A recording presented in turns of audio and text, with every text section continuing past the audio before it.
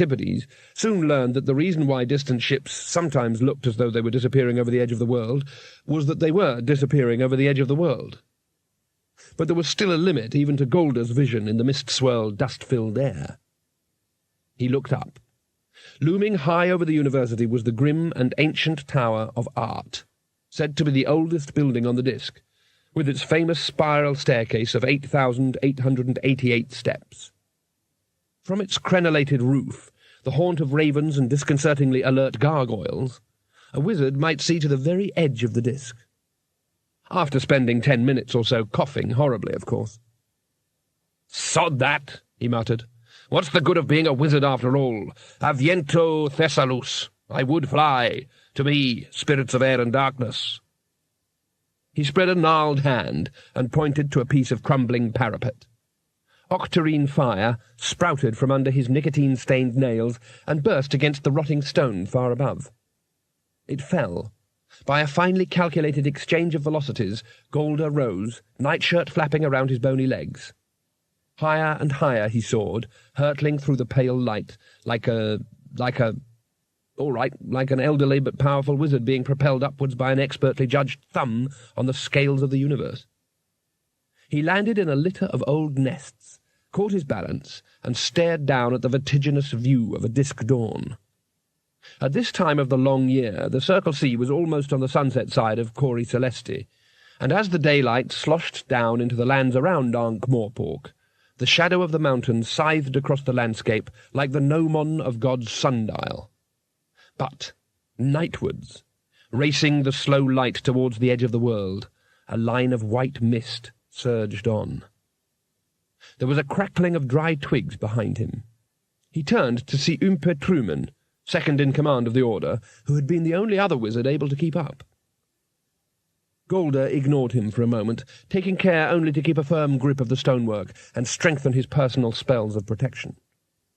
Promotion was slow in a profession that traditionally bestowed long life, and it was accepted that younger wizards would frequently seek advancement via dead men's curly shoes, having previously emptied them of their occupants. Besides, there was something disquieting about young Truman.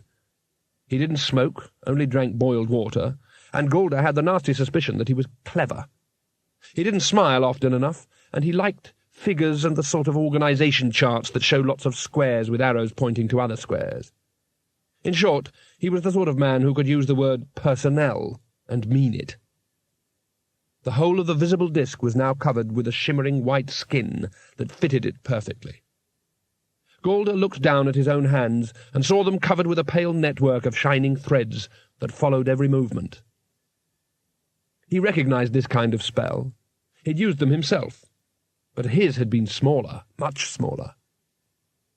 "It's a change spell," said Truman. "The whole world is being changed." Some people thought Golder grimly would have had the decency to put an exclamation mark on the end of a statement like that. There was the faintest of pure sounds, high and sharp, like the breaking of a mouse's heart. "What was that?" he said. Truman cocked his head. C-sharp, I think," he said. Golder said nothing. The white shimmer had vanished, and the first sounds of the waking city began to filter up to the two wizards. Everything seemed exactly the same as it had before. All that, just to make things stay the same? He patted his nightshirt pockets distractedly and finally found what he was looking for, lodged behind his ear. He put the soggy dog end in his mouth, called up mystical fire from between his fingers, and dragged hard on the wretched roll-up until little blue lights flashed in front of his eyes. He coughed once or twice. He was thinking very hard indeed. He was trying to remember if any gods owed him any favours.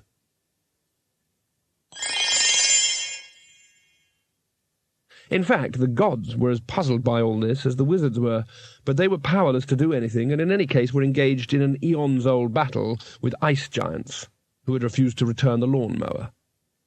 But some clue as to what actually had happened might be found in the fact that Rincewind, whose past life had just got up to a quite interesting bit when he was 15, suddenly found himself not dying after all, but hanging upside down in a pine tree.